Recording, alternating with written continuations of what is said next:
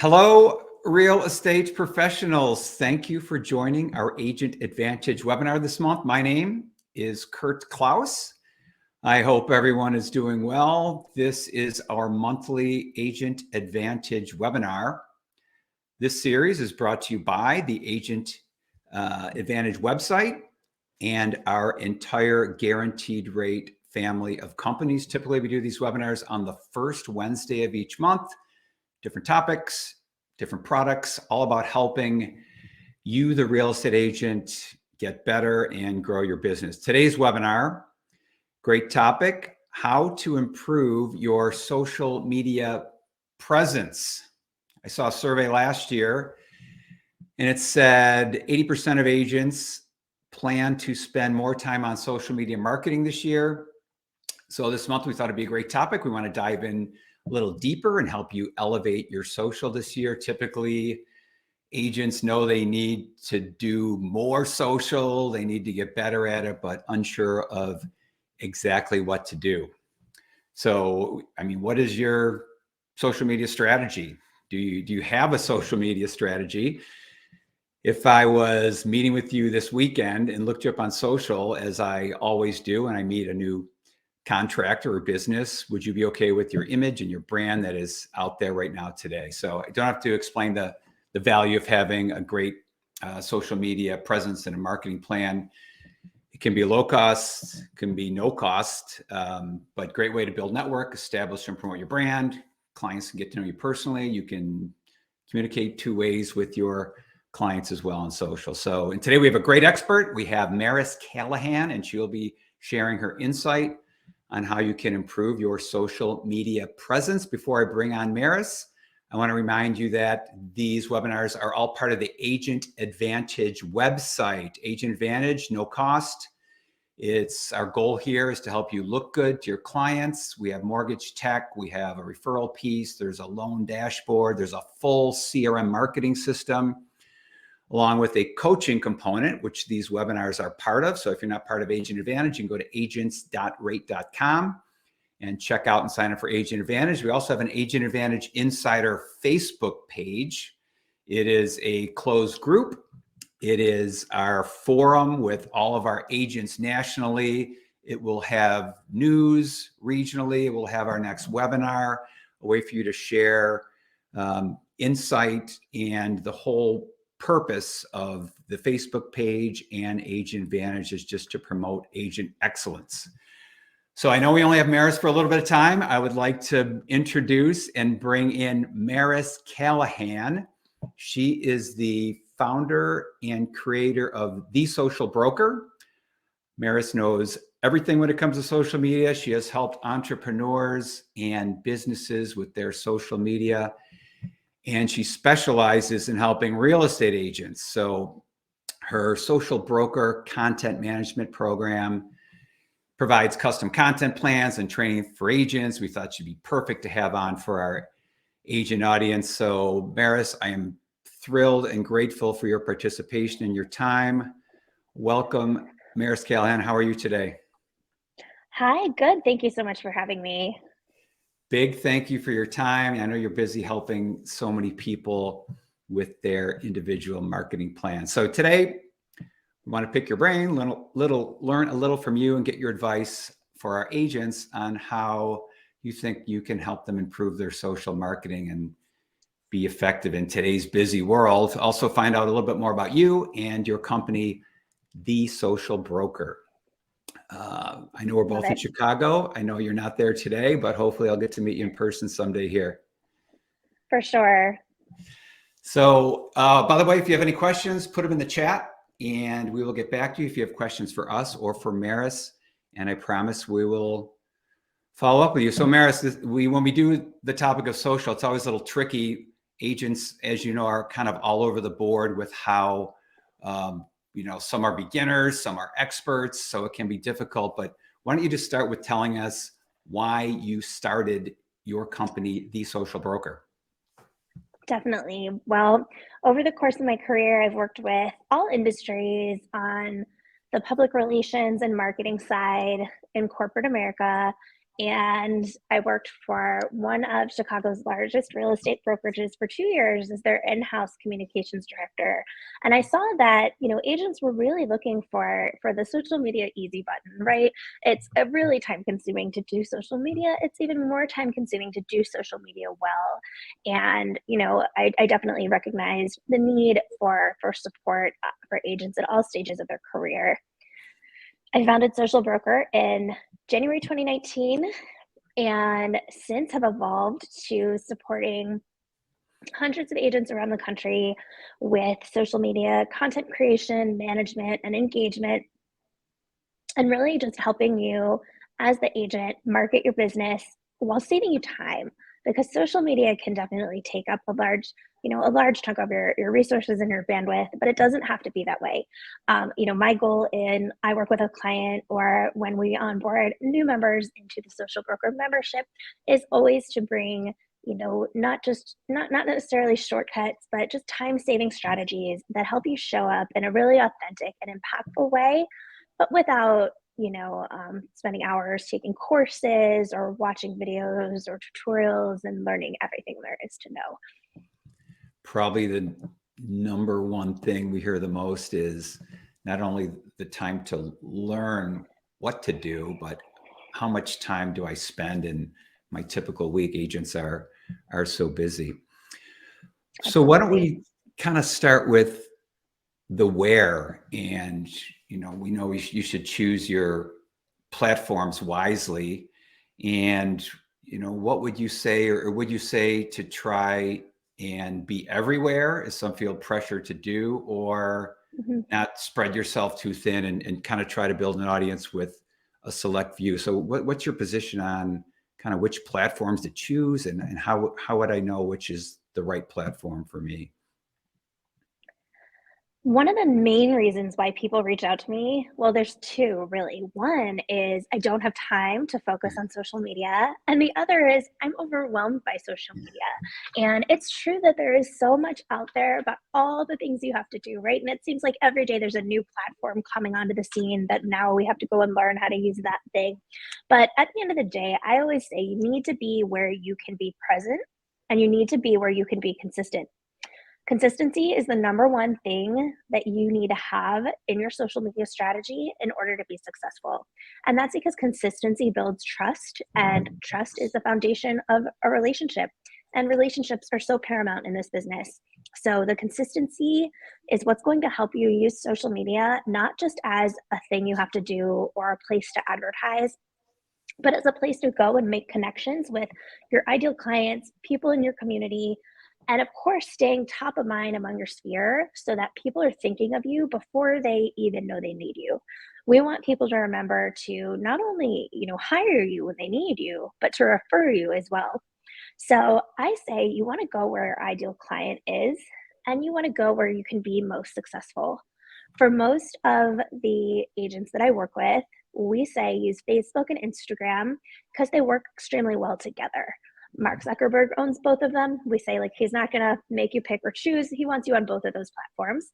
So Facebook and Instagram work very well together, and it's quite seamless to integrate them both into a strategy. As for where else to be, I think that's really a personal choice. There are people who, really love spending time on TikTok.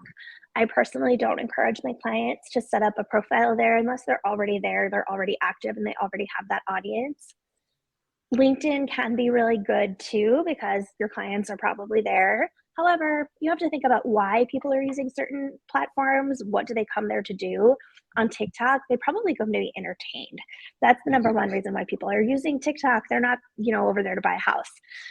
Similarly, on LinkedIn, people are looking for jobs, they're recruiting, and they're working on their professional development, they're networking. So while it can be good to have a presence there, I really have people focus on spending their time on Facebook and Instagram. Yeah, very good. And I know your company focuses a lot on Instagram and Facebook. I mean, 3 billion users a month, and most people, average user, over a half hour a day.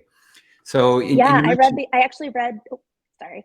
I no, go read the on. other day that, oh, I read the other day that 18% of the world's population is on Instagram. And when you think about how many people are on this planet, that's pretty impressive. Wow. Wow. Yeah, for sure. And I've heard good things about LinkedIn, but TikTok, Mhm. we'll see. With I'm not in there watching the dance videos every day, but and you mentioned time. So what would you say on knowing your clients, how Mhm. much time per week, whether they're sourcing cool content from you or getting otherwise, should they be Mhm. spending on a consistent social media strategy if they're on top of it? Right. So that will look different for everybody. There are some people who really enjoy it and who really want to be on Instagram stories every day and who want to be posting photos of themselves on Instagram and who are getting really into the reels, short form video, creating content. Now, do you have to do that? Absolutely not. You can really do the minimum and be successful, because if you are going to be consistent, it doesn't matter if you're posting once a week or 5 times a week, as long as you Mhm. stick to that schedule. Mhm. So, ideally, I have clients and our members, I encourage posting 3 to 4 times a week. So you have that consistent presence in the feed. And if you can get on stories every day, awesome. But if not, real estate is your full-time job. Social media is something that you do to market your business and to reach your clients. It's a community, it's where you cultivate your community, and it's where we're building relationships. That's not to say that offline marketing isn't still important, but you can really tie it all together with social media, particularly because there are so many people who are looking to social media kind of in our post pandemic world where, for a while we were only able to connect through video. So people got really used to doing that. So I say, think about how much time you can realistically commit, and that's what you want to strive for each week.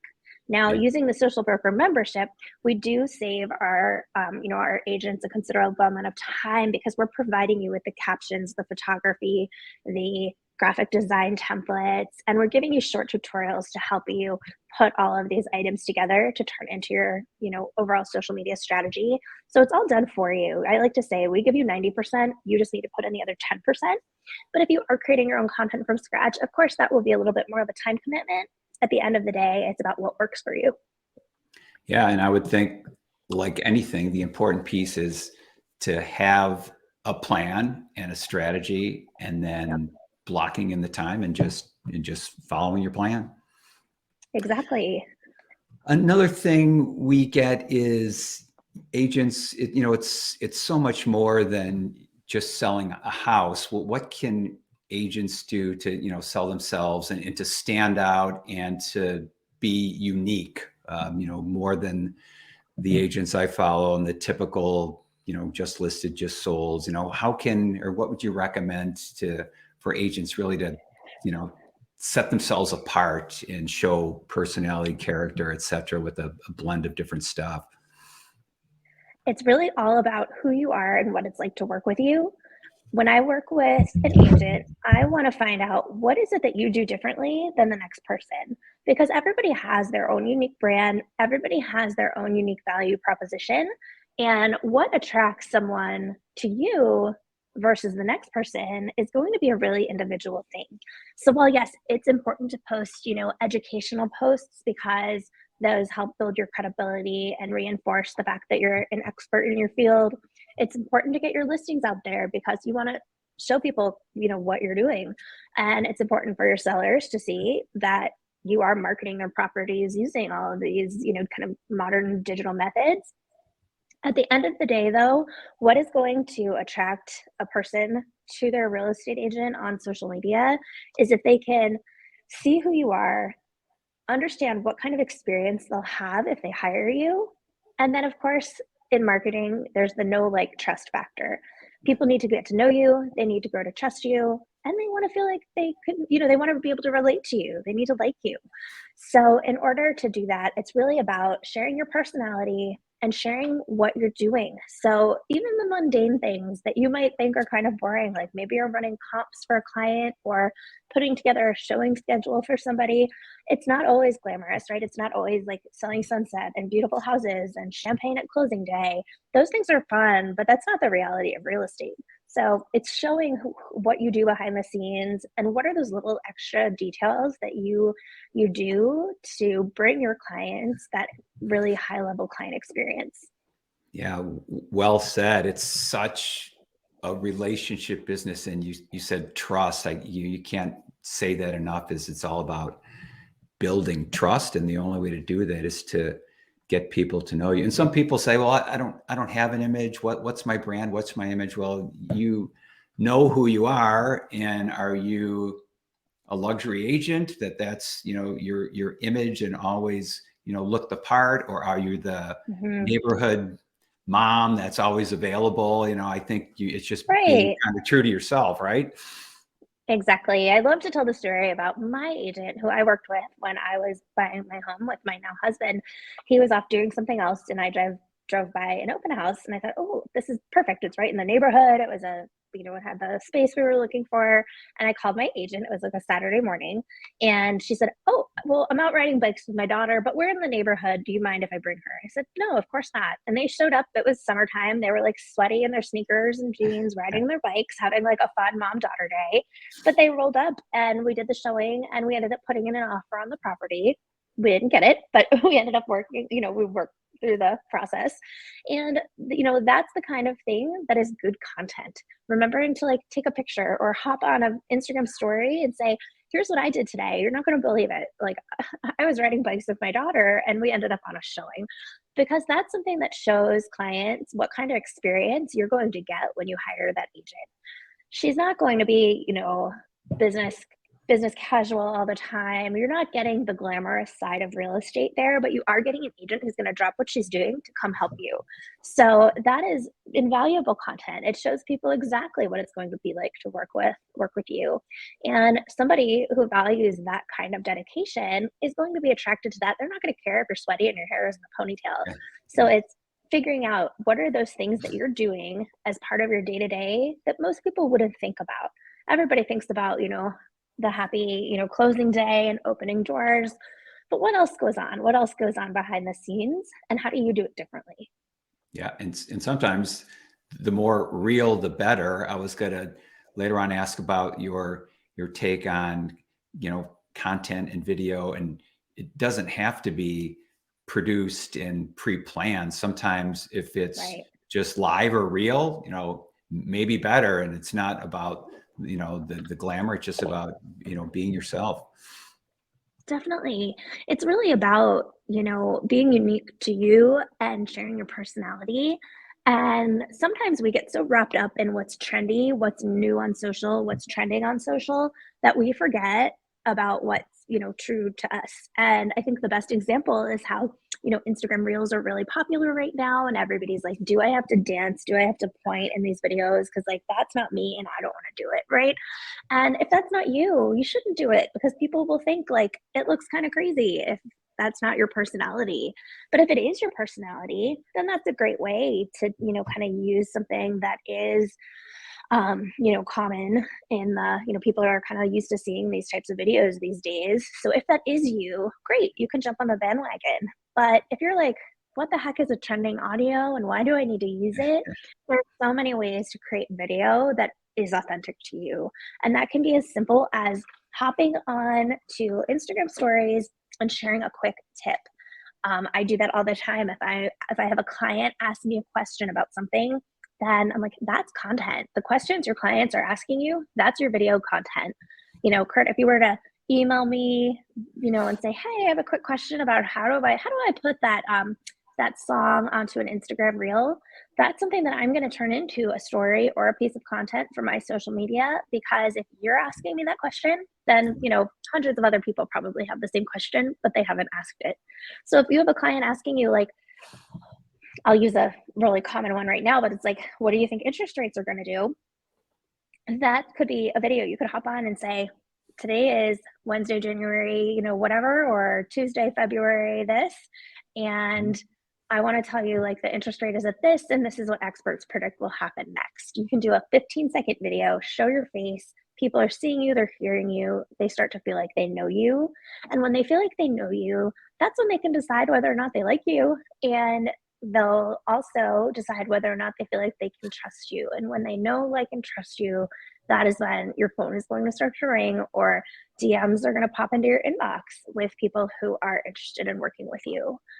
And of course, on social, social's word of mouth, it's online word of mouth.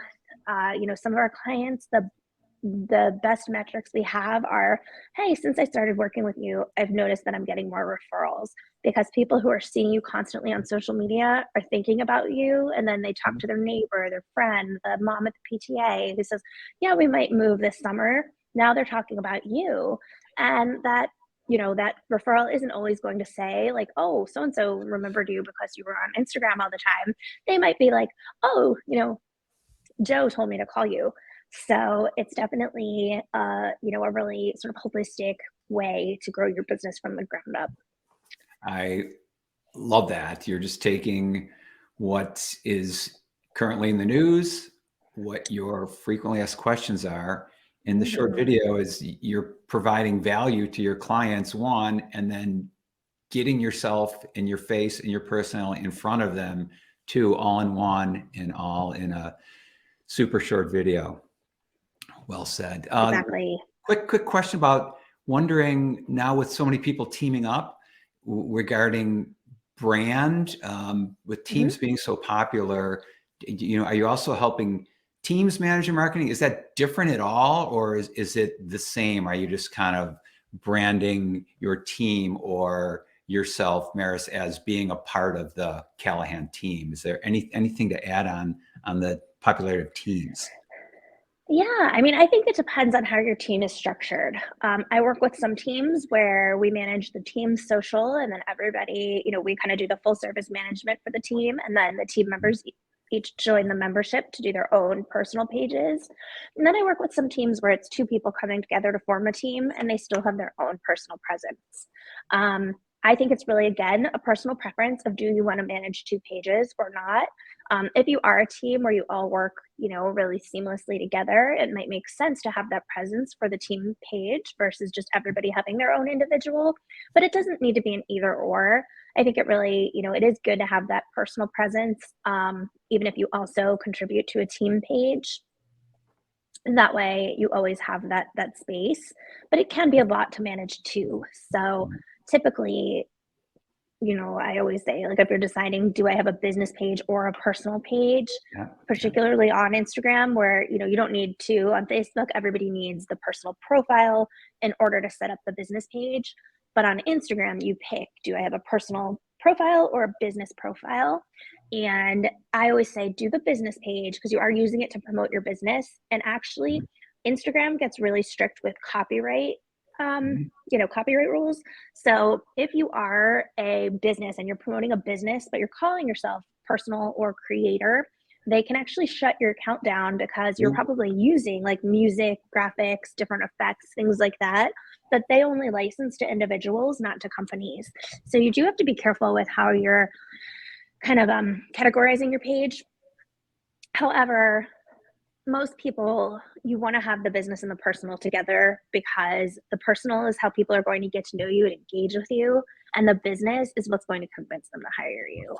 Right. Well said. Yeah. Thanks for that on Teams. Want to get your advice on people always wanting to, increase their engagement. Any tips or interesting things that people can implement to increase engagement and likes, and maybe make it more two-way with questions or polls, or what are you finding that's working for you and your clients as far as upping the engagement? Yeah. So you have to give to get on Instagram. If you are not going into Instagram and proactively engaging with your audience, it's going to be harder to get consistent engagement back. So I always say you want to start with, engaging with the people who you're following and who are following you back. Engage in stories, take the polls, take people's quizzes, use the stickers, things like that. And then go into local hashtags. So you can follow hashtags on Instagram just like you can follow a user. So go into those local hashtags, follow the local hashtag, for example, Lakeview, Chicago, or Lincoln Park, Chicago, and comment on, interact with other people using that hashtag. You can also find local businesses that are using similar hashtags to the ones that you're using, and you can interact with those businesses because they're all out there trying to, promote themselves, get more engagement. And if they see that you're consistently supporting them, they are in turn going to support you. So you kind of have to, put in a little bit of hit the ground running, and you need to put in the work in order to really see the return.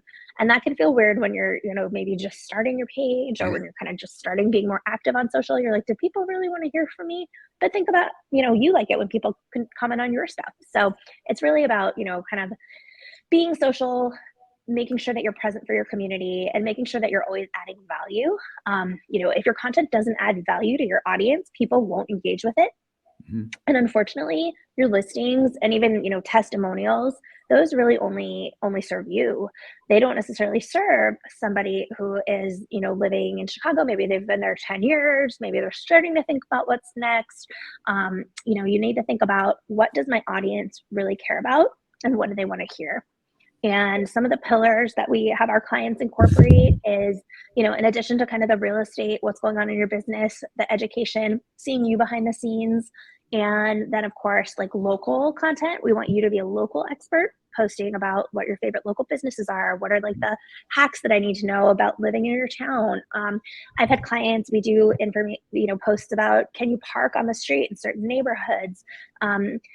It can be as simple as, here's the town recycling schedule. It could be, more fun, like going into a local business and interviewing the business owner and talking about like why they chose that community to set up their bakery or their bookstore, things like that. And then we also have the kind of content that really no one can create for you. And that's you in your personal life, showing who you are, not just, the real estate agent who happens to be a human, but the human person who happens to sell real estate. So if your hobbies are cooking and, riding bikes with your kids and playing pickleball, then you should post about those things, because people who like those things are going to engage with you. And I always say, what would you rather talk about? Would you rather talk about someone's, Christmas and their family and what kind of vacation they take? Or would you like to hear about closing costs, every 6 weeks? So you want to make sure that you're continuing to bring forth the kind of content that people want to hear, because if they are hear and see, because if they're getting that, then they're more likely to also consume, the other like 10 to 20% of your content that is more business related. Yeah, it's so funny you mentioned pickleball, the agent, and she has, $1 million properties, and posted something about a local pickleball tournament event. And she said that blew away all her other posts. And she just happens to be Totally. coming from her, and she just happens to be a real estate agent. So great way to Exactly. And get more exposure. it's the people who kind of connect with you over your likes and interests are probably going to follow you. And then again, now they're seeing your business content as well, and they're thinking of you before they know they need you. Yeah. And I think it's just taking the time, and you see a site and you can tell the person that's just kind of dialed it in and they're just posting to post.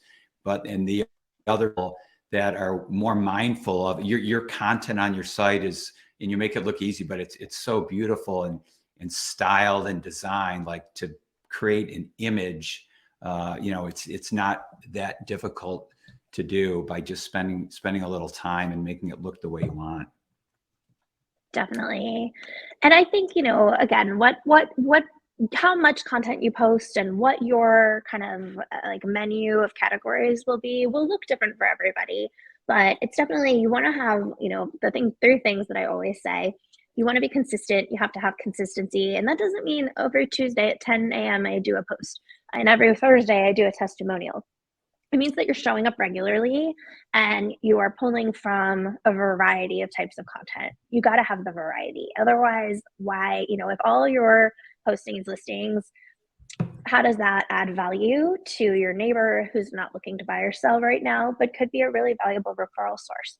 So you want to think about the consistency, the variety of content, and then balance. You want to balance business and personal, because going back to people don't always want to talk about interest rates and closing costs, but they might want to talk about your love of cooking or wine, or maybe there's a TV show that you just love, a favorite movie that you've watched 700 times and you could quote it.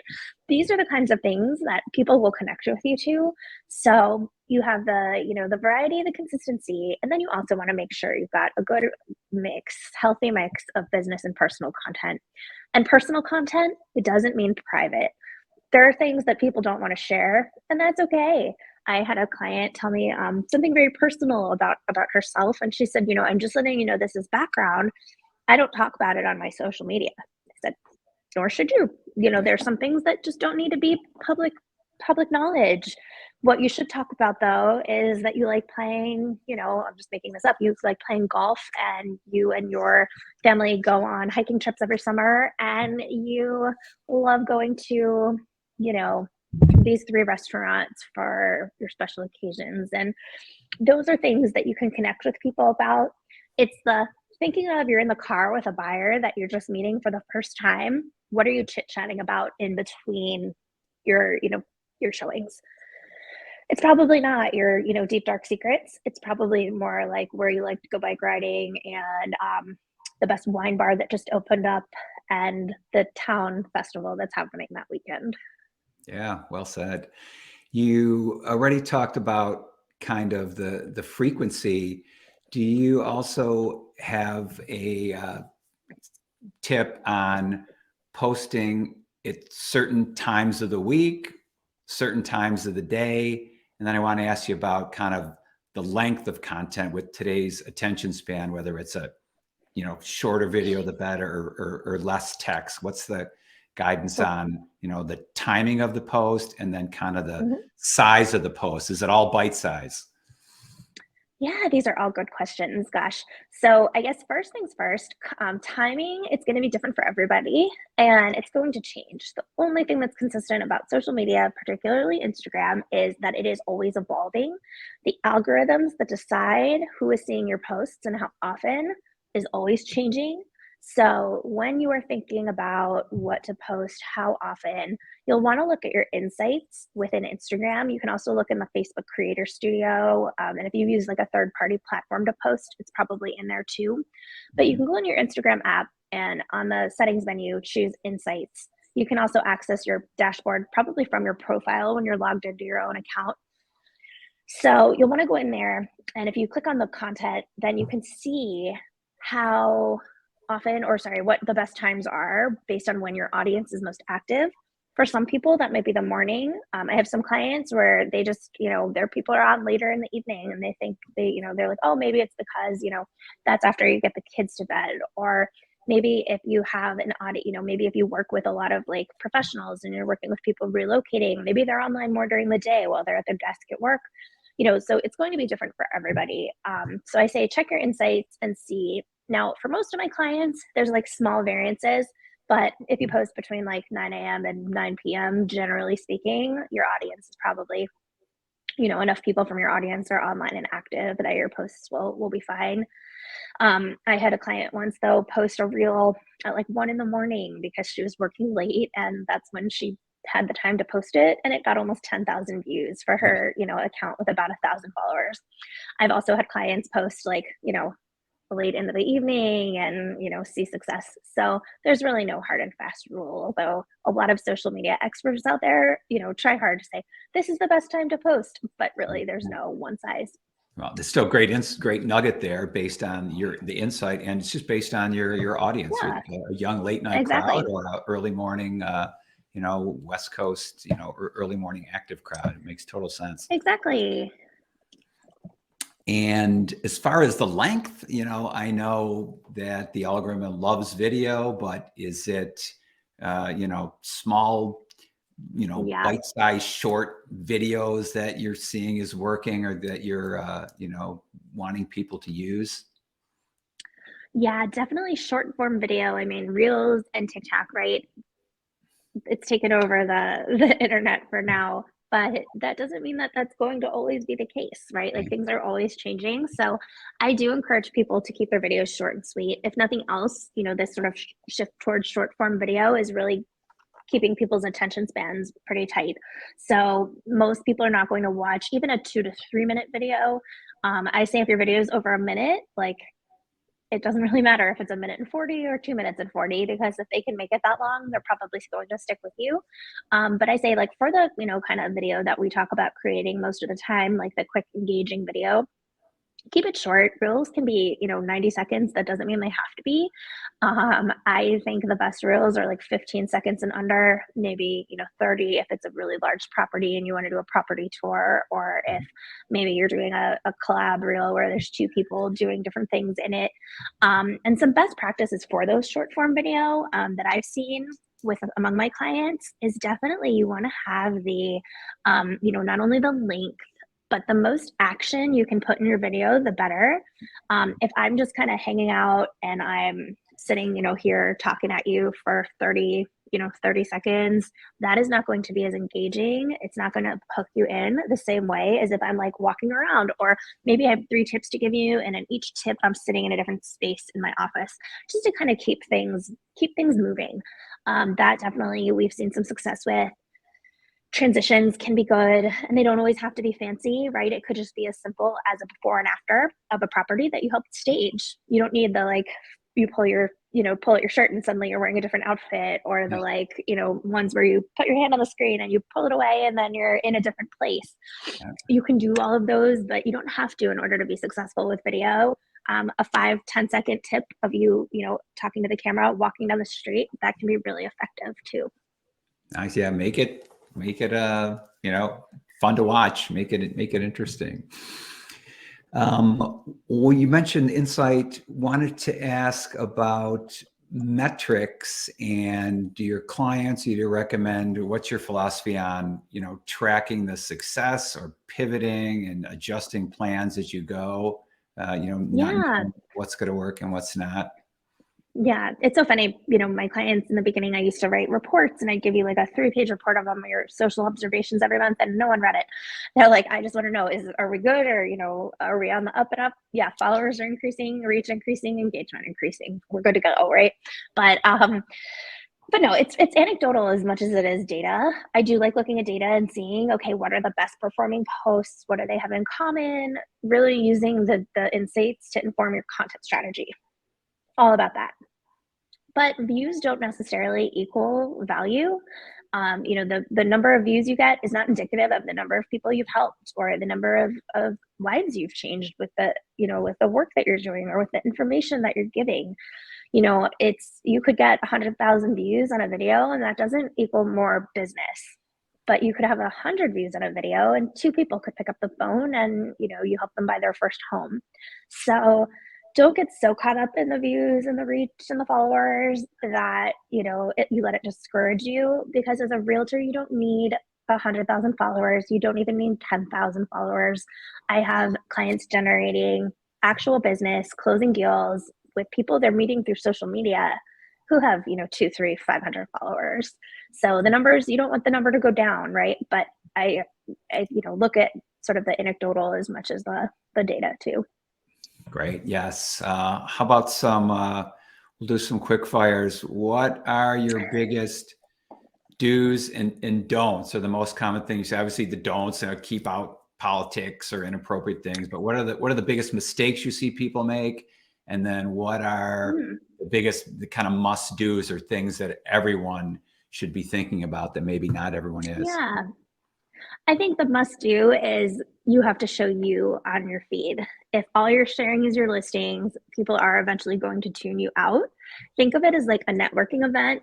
People don't want to get stuck talking to the person who only wants to talk about work, and they don't want to get stuck talking to the person who only wants to talk about him or herself.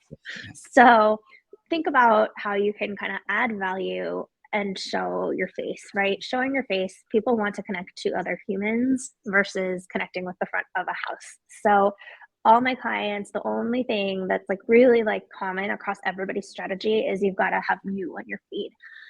It doesn't have to be a professional photo. It doesn't have to be a video, but you do have to, show who you are and what you do in order for people to make those connections with you.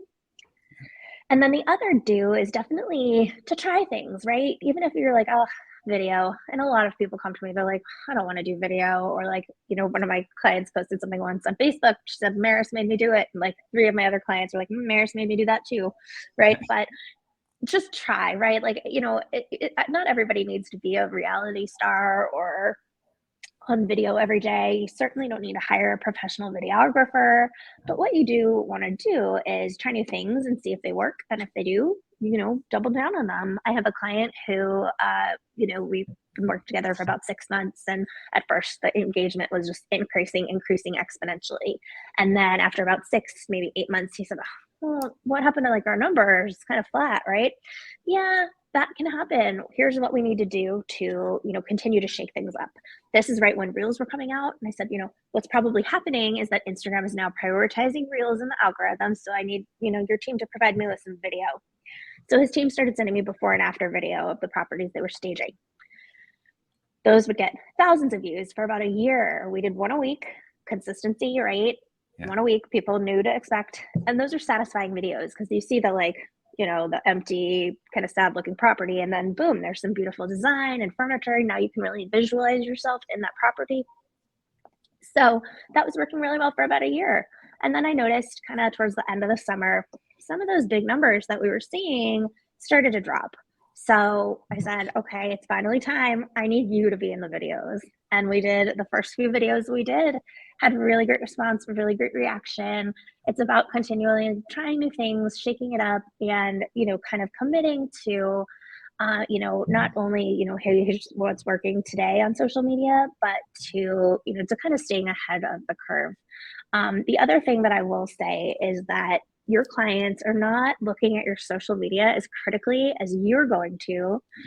And my big don't would be, don't analyze every post and think of was this the best or was it the worst? Because every post is one puzzle piece in this 1,000-piece puzzle. So if one post doesn't perform well, there could have been 1,000 things that influenced it from the Instagram algorithms that we don't know. Or maybe there was a big, news day that day and Instagram was pushing other stuff, to the top of the algorithm. Maybe for some reason, maybe there's something going on in your town and people were just simply not online. The last 2 weeks of the year are always really quiet because people are making a concerted effort, if they celebrate Christmas, to unplug. And if not, people go on vacation and they're still spending time with family and friends and trying to, not focus on being online as much. So any kind of external thing can influence the success of a post. It's really about the consistency and making sure that you're being present. Stick with it. And as far as video, just after you do it for the first time, it'll get easier. People are always so, intimidated by doing it for the first time. Just be yourself. It doesn't have to be rehearsed or, put together. Just be real. Exactly. The reason why clients love it.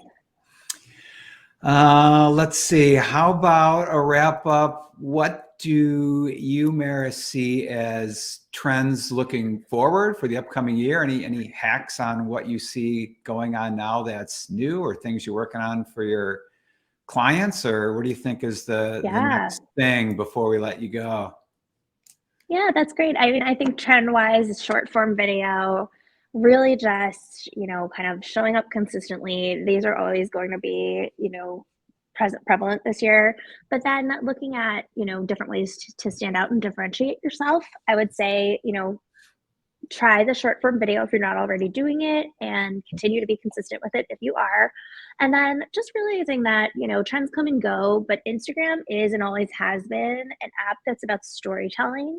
The more stories you're telling on social, the more engaged people are going to be in your content and in what you do. And that's what's going to help them remember you. So instead of just kind of sharing the what, talk about the how and why. If it is a listing post, talk about how you helped that client, or, what was that buyer looking for and where did they end up at the end of the day? So it's really kind of like the storytelling, the short form video, and then just kind of taking it back to basics. Instagram has said that they're going to be prioritizing carousel posts, where, for the last couple of years, all they've been talking about is Reels. So having that nice, healthy mix of media definitely can't hurt. And then the last thing I'll share is recommendation. Instagram has also said that they'll be kind of doubling down on recommendation this year, which means they're going to show you more content from accounts that they think you will like, which means that's how they'll be, prioritizing your content too. So when you are doing your proactive engagement, make sure you're also in there, engaging with accounts that you want to have your content shown to. Like if you're only interacting, sometimes I take over clients' accounts and they're following all these celebrities and they're commenting on their favorite TV shows, and that's all fine and good, but those people are probably not likely to engage with you and to call you when they have a real estate need. So make sure you're engaging locally among your local followers in those local hashtags, so that Instagram will start to say, oh, this account is really relevant to people using these Chicago-based hashtags, things like that. Then they'll show you to more people. Great tip. Lots of great nuggets in there. So love getting your perspective on this topic that's, so often is so important, but so many agents want guidance on. Before we let you go, tell us how people can find you if they would want to, and find out more about what you and what The Social Broker can help agents do to elevate brand and get more leads.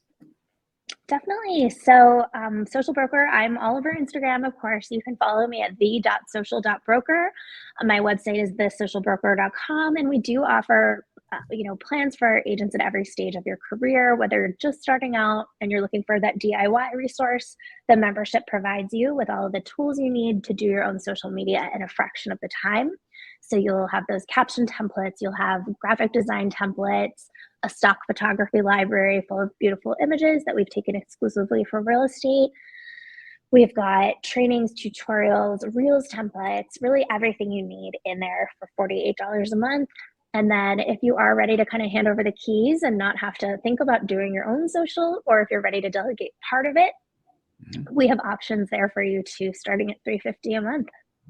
Perfect. Well, thank you so much for helping our agent audience up their game, and lots of things to think about that you talked about today on how they can improve their own social media. It was a pleasure to meet you and chat with you. Thank you for coming on. I really enjoyed our discussion. All the best. Me too, Kurt. Thanks so much. Thanks. Have a great day. Before we'll let Maris go, but for the rest of you, want to give you a reminder to look out for our next Agent Advantage webinar. We do these on the first Wednesday of each month. We'll be working on the topic for next month, but just know that it will be the first Wednesday. Our Facebook page will have all the latest. Also, we love to hear from you, so contact us, agents@rate.com. Give us your feedback, comments, suggestions for any future webinar topics you would like to see, agents@rate.com. We would love to hear from you. And on behalf of the entire Guarantee Rate family of companies, my name is Kurt Klaus. Here is to a great rest of the year. Thank you for being with us. Have a great rest of your day.